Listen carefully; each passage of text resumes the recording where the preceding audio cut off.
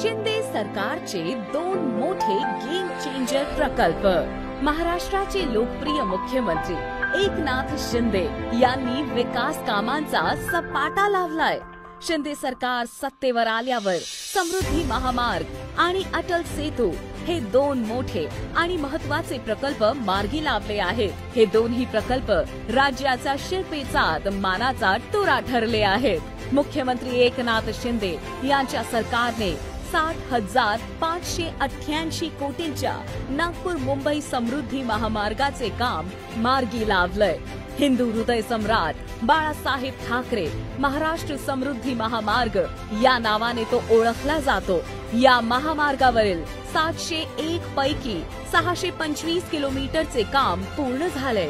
76 किलोमीटरचे काम नोव्हेंबर 2024 पर्यंत पूर्ण होणार आहे। राज्यातील 36 पैकी 24 जिल्ह्यातून हा महामार्ग जाणार असल्याने त्याचा लाभ तेथील नागरिकांना होत आहे। मुंबई येथून नवी मुंबई येथे जाण्यास 2 तासाचा कालावधी लागतो। हा कालावधी कमी करण्यासाठी राज्य सरकारने मुंबईच्या शिवडी ते पनवेल येथील चिर्लेपर्यंत अटल सेतू उभारलाय। अटल बिहारी वाजपेयी शिवडी न्हावा शेवा अटल सेतू या नावाने तो ओळखला जातो।